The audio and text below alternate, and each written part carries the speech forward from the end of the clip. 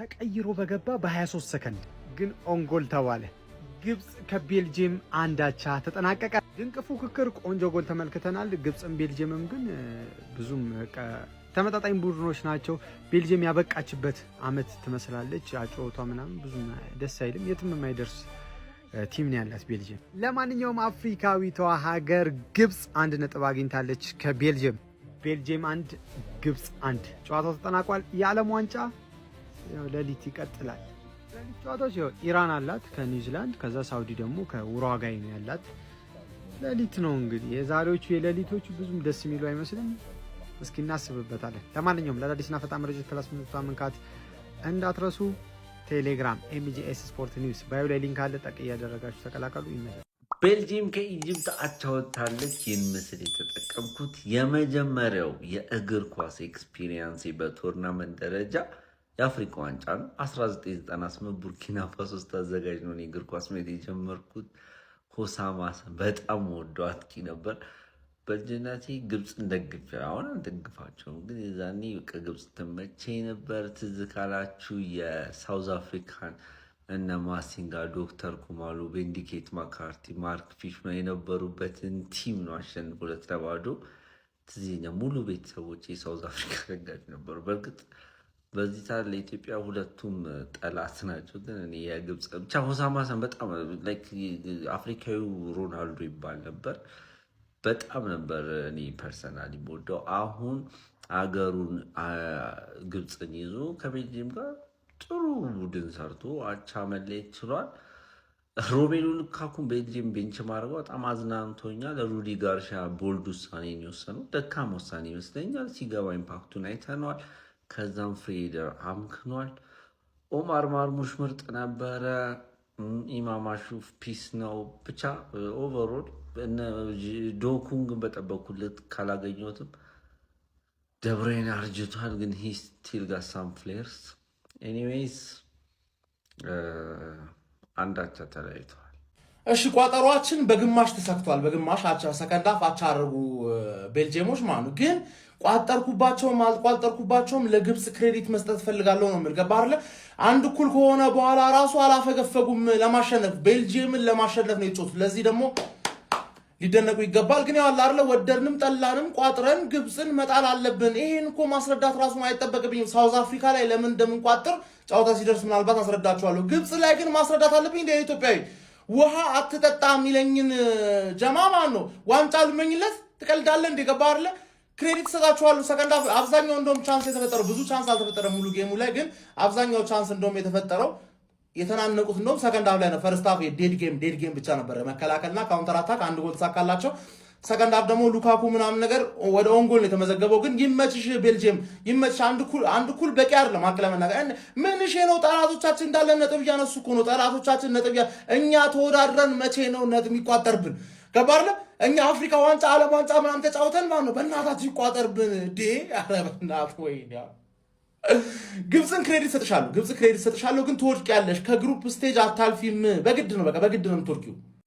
አረ ለኬዲቢ ስትሉ አረ ዘንድሮ የአፍሪካ ቡድን ምን አይነት ሴጣን የሆነ የአፍሪካ ቡድን ነው ያለው? ወይ ነጥብ ይዞ ይወጣል ወይ በቃ አሸንፎ ይወጣል ማለት ነው። ለኬዲቢ ስትሉ ብታሸንፉ ምን አለ? ቤልጂየም ዴብሮይን የገጨበት አንግል አረ አግብተሽዋል እኮ ምን አለ ቢያገባው። አረ ዴብሮይን እግዚአብሔርን ጨዋታው በእጅ ወርውረ ፓስታ ተሰነጠቃለህ። የእግሩን ለምንድን ነው አልተው? በእግሩማ ይለያል። ዶኩ ደግሞ ኳስ ልቀቅ። አረ ኳስውን ልቀቀው በኢየሱስ ምርጥ ሰው እኮ ነው። ግን ኳስ ልቀቅ። 20 ፋውል ይሆናል የተሰራበት ዛሬ ብቻ ማለት ትሮሳርድ መቤቴ አንቺ እንዴት ይሻለሽ? እንዴ እሱ ነበር ሲያስደስተኝ የነበረው እዚህ ረበስ የሚያረጋቸው ፓሶች ምናምን። ይሄ ሰውዬ ማለት ነው ኮርቷ ላይ እንዴ ምን አይነት ጎል እንዳገባበት ገብታችሁት። አርሙሽ ራሱ ሲያስቸግራቸው ነበረ። ሳላ አሲስት አድርጓል። ለቤልጂየም ደግሞ ማለት ነው ሉካኩ ተቀይሮ ገብቶ 1 ደቂቃ ሳይሞላው አገባ። አላገባም ግን እሱ ነው ለጎሉ ትልቁ ምክንያት የሆነው። ተንሸራቶ ወረደ ምናምን፣ ግን ኦንጎል ነው። ኢማጂን ወርልድ ካፕ ጌም ላይ ተቀይራችሁ ገብታችሁ 1 ደቂቃ ሳይሞላ በእናንተ አስተዋጽኦ ጎል ሲገባ። ጊዜው የአፍሪካ ነው። ጊዜው በቃ እግዚአብሔርን የአፍሪካ ነው። በአሁኑ ሰዓት አፍሪካዎች ማለት ነው የትኛውም የአውሮፓን ቲም በቃ አንገት ለአንገት መተናነቅ የሚችሉበት ሰዓት ነው እና እንዳለ የሄዱት የአፍሪካ ቲሞች የሚገርም ፐርፎርማንስ እያሳዩ ነው። ግብጽ ያው ራሷን እንደ አፍሪካን ባቆጠር ወደደችም ጠላችም አፍሪካን ወክላን ሄደችው። ሌሎቹም ያበዱ ናቸው። በዚህ ወርልድ ካፕ አንድ ቲም ቢያንስ የሆነ ሩቅ ይሄዳል ብዬ አስባለሁ። ቤልጂየም ግን በቃ በዛ ጎልደን ጀነሬሽን በነ ኤደን ሃዛርድ ያልበላች አሁን ምንም አታመጣም። እነ ኬቨን ዴብሮይና እነ ቴልማንስ እነ ኮርቷን ቢኖሩ ግን ምንም የትም የምትደርስ ቲም አትመስለኝም። ኮፒ ሊንክ ሪፖርት ሼር እያደረጋችሁ ሀሳባችሁን ኮመንት ላይ መቻችሁ። እውነት ፌር አይደለም። ግብጽ ይሄ ነጥብ አይገባትም። 3 ነጥብ ይገባት ነበር። አብዛኛው ሰው እኮ ቋጥሯል ግብጽ ላይ ምናምን፣ ነገር ግን በእግር ኳስ ስታስበው ፌር አይደለም። በጣም በልጠዋል በሁሉም ነገር። ዘይወር በጣም ቦልድ በቃ ከምነግራችሁ በላይ ማርሙሽ በጣም ምርጥ ነበር። ሉካኩ እኮ እዛ ጋር በቃ ድንገት ተቀይሮ ገብቶ ምን ኦንጎል እኮ ነው በቃ እሱ ስላለ ብቻ የሆነ ነገር ተፈጥሮ ነው ጎል የገባው እንጂ ይሄን ያክል ኧረ በስመ አብ ፌር ነው። ተመልከቱ፣ ስታቱ ተመልከቱ። ግብጽ ኧረ ፌር አይደለም በእውነት በቃ እግር ኳስ ሌላ ነገር ነው። ይሄ ደግሞ ፖለቲካ ወር ደግሞ ሌላ ምን ጠላት ምናምን ልክ ናችሁ፣ ግን መቋጠራችሁ ግን መቋጠራል። እኔ እንደ እግር ኳስ ሳስብ ግብጽ 3 ነጥብ በጣም ዲዘርቭ ያደርጉ ነው እንደ እግር ኳስ ማለት በደንብ ቁጭ ብዬ ስላየው ጨዋታው ማለት ነው። ብዙ ኳስ ነው የሳቱት በእውነት። ግን የአፍሪካ ቶርናመንት እውነት በቃ በጣም ቀልዳ። የአፍሪካ ዋንጫ ከዚህ በኋላ እንደ ቀልድ ሲጀመር ጋፑ እየጠበበ መጥቷል በጣም ማለት ነው። በእውነት ነው የምላችሁ። እኔ ዘንድሮ ግን ዓለም ዋንጫው ምንድን ነው ያስመለክቱን የፈለጉት? በሰማም ጫና ደግሞ እኔ ጥያቄ አለኝ። ለምንድን ነው ሁሉም ጨዋታዎች አቻ እያለቁ ያሉት? ከትናንትም ነው እየቀጠለ ነው አቻ። እዴ ሉካኩ ተቀይሮ ከገባ 22 ሰከንዳት ብቻ ነው የፈጀበት። ተቀይሮ ገባ አስቆጠረላቸው። አታሹ ያስቆጠረው ግን እነሱ ግብጽ ያስቆጠረችው ግብ ደነገጥኩኝ እኔ ሳይው ራሱ።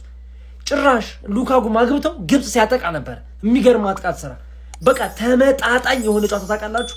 3 ይመስለኛል ሹቶን ታርጌት ራሱ ያላቸው የሚገርም ጨዋታ ነው ያስመለከቱን።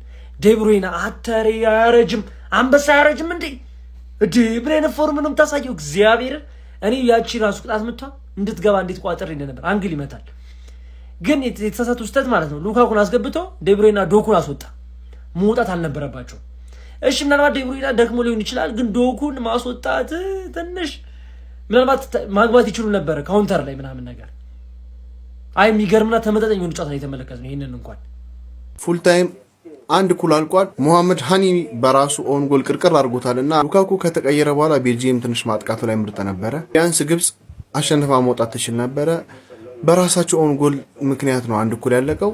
ዘንድሮ የአፍሪካ ቲሞች እንደነገርኳችሁ ነው ያልተጠበቀ ዓለም ዋንጫ ነው ዘንድሮ የምናየው። በግብጽና በቤልጂየም ጨዋታ መካከል እኔን ከጨዋታው በላይ ያዝናናኝ ሞመንት የኛው ሞመንት ነበር። በጣም ነበር ያሳቀኝ ማለት ነው። እንደምትመለከቱት የግብጽ አሰልጣኝ ማለት ነው ዳኛው ልክ ያቺ የተሰራችው ፎል ፔናልቲ አይ ቲንክ ከቦክስ ውጭ ስለሆነ መሰለኝ ፔናልቲ ያልሰጠውና ልክ ያስረዳበት ወይ ግን ያልተለመደና ስይ ነበር። በዚህ መልኩ ዳኛውን አቆ ምናምን ለማስረዳት ሲሞክር ዳኛው ወደዚህ ይልል ምናምን ብሎ ሲገፈታተረው ነበር። ይሄ ላስይ ነበር።